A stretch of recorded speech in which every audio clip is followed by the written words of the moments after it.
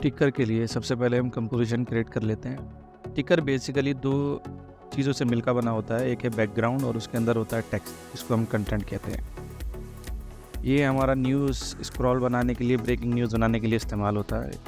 इसे क्रिएट करने के लिए वही हम ऐड टिकर बटन को होल्ड करके स्क्रीन पर ड्रैग करेंगे। यहाँ देखेंगे एक बैकग्राउंड है और उसके अंदर एक टेक्स्ट लिंक हो रहा है। तो बैकग्राउंड को हम टिकर प्रॉपर्टीज़ कहते हैं, उसकी वैल्यूज़ यहाँ टिकर प्रॉपर्टीज़ में मिलेंगी। और जो टेक्स्ट है उसको हम कंटेंट कहते हैं, उसकी कस्टमाइजेशन करने के लिए जो वैल्यूज़ हैं वो प्रॉपर्टीज़ टिकर कंटेंट में मिलेंगी। डायरेक्ट टेक्स्ट को एडिट करने के लिए यहाँ पर ये टी बटन दिया हुआ है, कंटेंट मेकर। यहाँ से आप इसका टेक्स्ट को एडिट कर सकते हो। एडिट करने के बाद अप्लाई बटन पर क्लिक करके बाहर आ सकते हो।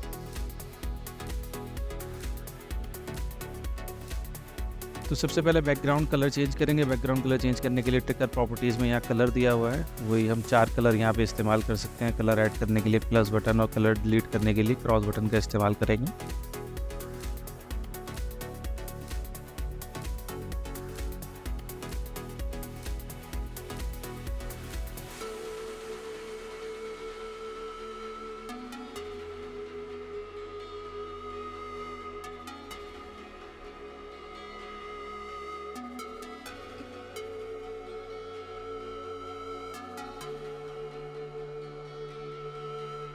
यहाँ से हम डिफ़ॉल्ट ग्रेडियंट सेलेक्ट कर लेंगे जो हमने करना है।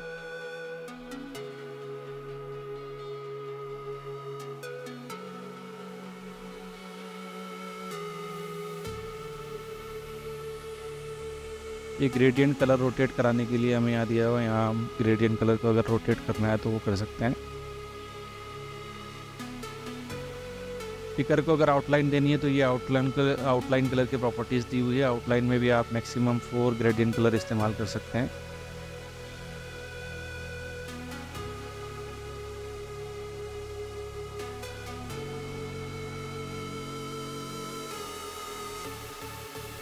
आउटलाइन विड्थ आप बढ़ाने के लिए यहाँ से ये वैल्यूज़ दी है, यहाँ से आप आउटलाइन विड्थ बढ़ाएंगे।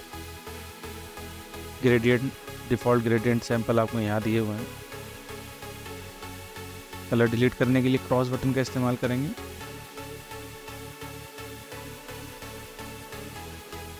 टिकर में कुछ डिफ़ॉल्ट शेप्स हैं, उनको आप यहाँ से चेंज कर सकते हो। यहाँ मल्टीपल शेप्स दी हुए हैं, जो आपको बेस्ट लगे वो यहाँ से चूज़ कर सकते हैं।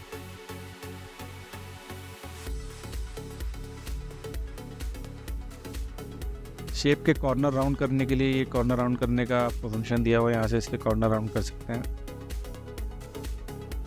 पूरे शेप को रोटेट करना है तो रोटेट करने के लिए आपको यहाँ से रोटेट ऑप्शन दिया हुआ है, यहाँ से रोटेट कर सकते हैं।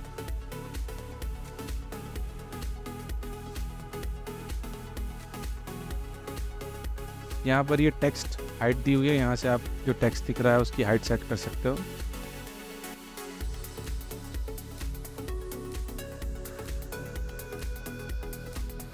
अपडेट करते हैं, कंपोजिशन रिलोड करेंगे तो देखेंगे यहाँ पर टेक्स्ट की हाइट चेंज हो जाती है। अब टिकर कंटेंट में जो अंदर टेक्स्ट है उसका कलर चेंज करते हैं। कलर चेंज करने की सेटिंग्स यहाँ दी हुई हैं। इसमें भी हम मैक्सिमम 4 कलर ग्रेडियंट इस्तेमाल कर सकते हैं। एक ग्रेडियंट स्टाइल यहाँ से सेलेक्ट कर सकते हैं।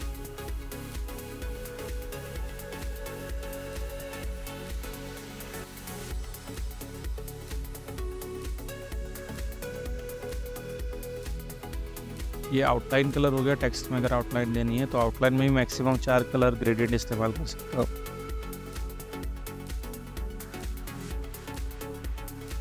ये आउटलाइन विड्थ बढ़ाने के लिए टेक्स्ट की आउटलाइन विड्थ बढ़ा देंगे।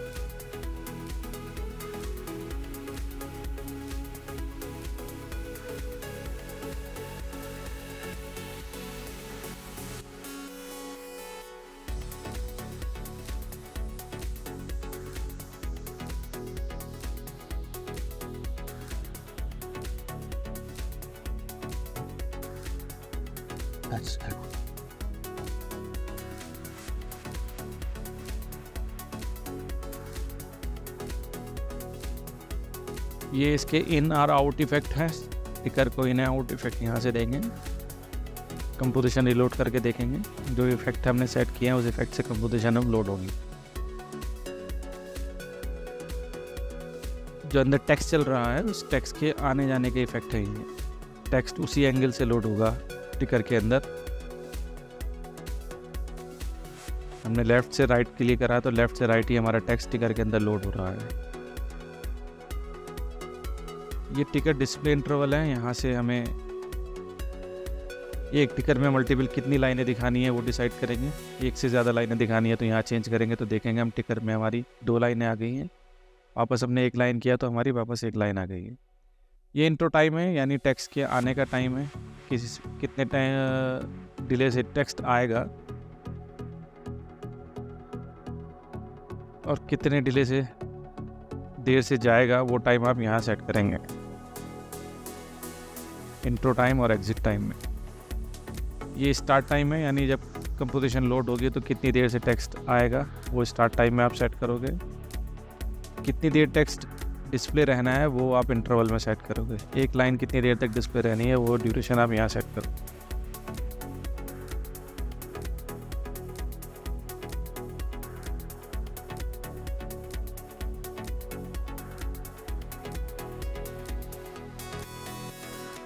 ये टिकर का ग्रुप इंडेंट है, यानी अगर आपने लेफ़्ट में वैल्यू सेट करी तो ये लेफ़्ट की साइड से टिकर को राइट की तरफ धकेल देगा, और अगर राइट में सेट करोगे तो टिकर को राइट से लेफ़्ट की साइड में धकेल देगा। तो ये टिकर ग्रुप इंडेंट है, इसका इस्तेमाल आप टेक्स्ट को लेफ़्ट, राइट, टॉप, बॉटम की तरफ धकेलने के लिए कर सकते हो। एक बारी में एक ही इंडेंट काम करेगा इसका।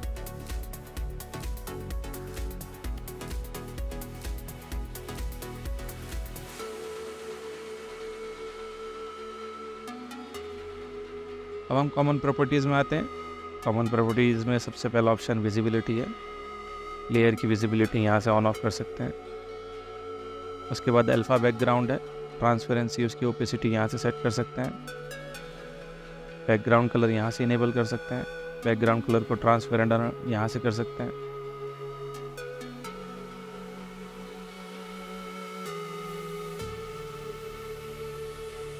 स्क्रीन पर उसकी पोजीशन सेट करने के लिए एक्स में हॉरिजॉन्टली करनी है तो एक्स, और वर्टिकली करनी है तो वाई पोजीशन सेट कर सकते हैं। यहाँ से उसकी हाइट और विड्थ सेट कर सकते हैं टिकर की।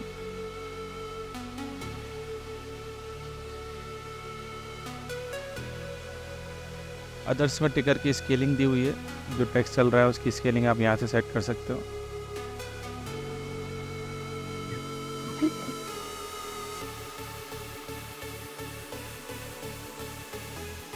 ये टिकर के आने और जाने के इफेक्ट्स हैं, इन और आउट इफेक्ट। यहाँ से पूरा टिकर जो हमारा लोड होगा वो इन इफेक्ट के साथ लोड होगा। जो पहले इन आउट दिए थे वो हमारे कंटेंट पे थे, ये हमारे पूरे टिकर पे लगेंगे। ये इसका इन आउट डिले है, कितनी देर से टिकर लोड होगा और कितनी देर से अनलोड होगा, तो वो इंट्रो डिले और एग्जिट डिले में हम सेट करेंगे।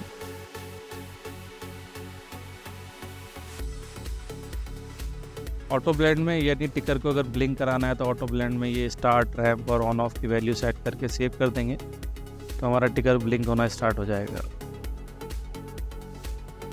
कितनी स्पीड से हमने ब्लिंक कराना है वो स्टार्ट में, कितनी देर के लिए कराना है रैंप में, ये सारी वैल्यूज़ आप यहाँ देके सेव करोगे तो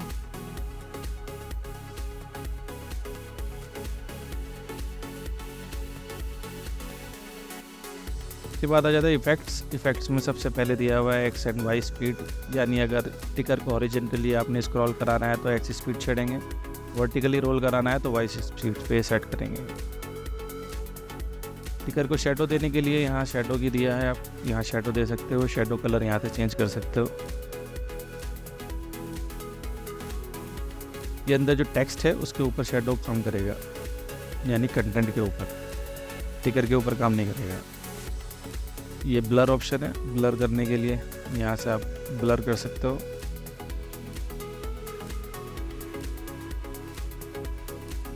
ये ग्लो है, ग्लो करने देने के लिए यहाँ से आप इसकी प्रॉपर्टीज़ दी हुई हैं, यहाँ से आप सेट कर सकते हो।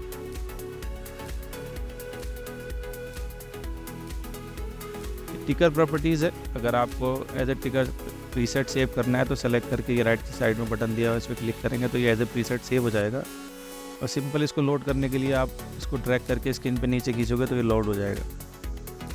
तो इस तरीके से आप अपने जो भी टिकर बनाएंगे उनका प्रीसेट बना के सेव कर सकते हो, ताकि आपको बार बार वो क्रिएट ना करना पड़े। लेयर को डिलीट करने के लिए सिंपल यहाँ से सेलेक्ट करके नीचे डिलीट करने का बटन दिया हुआ है, इसका इस्तेमाल करके आप लेयर को डिलीट कर सकते हो।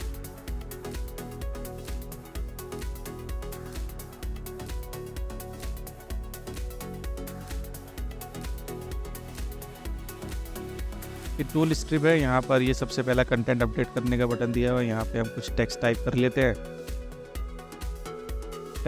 टेक्स्ट टाइप करने के बाद फिर हम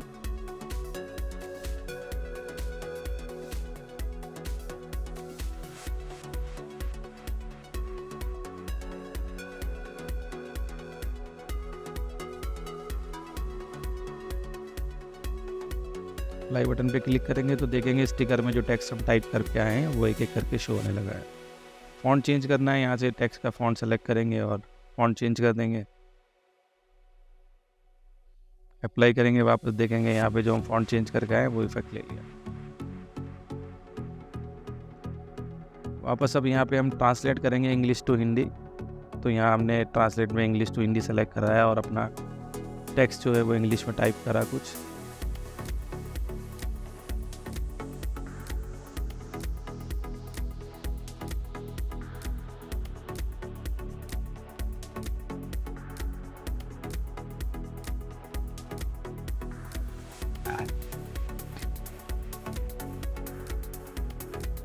टाइप करने के बाद यहाँ ट्रांसलेट बटन दिया हुआ है, इस पर जैसे क्लिक करेंगे तो वो उसको ऑटोमेटिकली हिंदी में ट्रांसलेट कर देगा। अप्लाई करके वापस आएंगे तो देखेंगे टिकर के अंदर हमारा टेक्स्ट शो होना स्टार्ट हो गया है।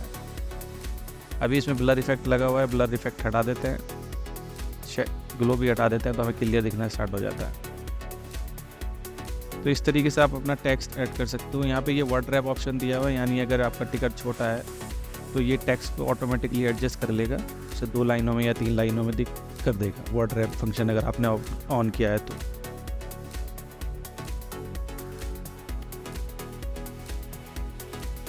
यहाँ पर ये स्केलिंग ऑप्शन दिया हुआ है, यहाँ इसका इस्तेमाल आप स्केलिंग के लेंगे। ये डुप्लीकेट लेयर करने का बटन दिया हुआ है, यहाँ से आप टिकर की डुप्लीकेट लेयर क्रिएट कर लेंगे।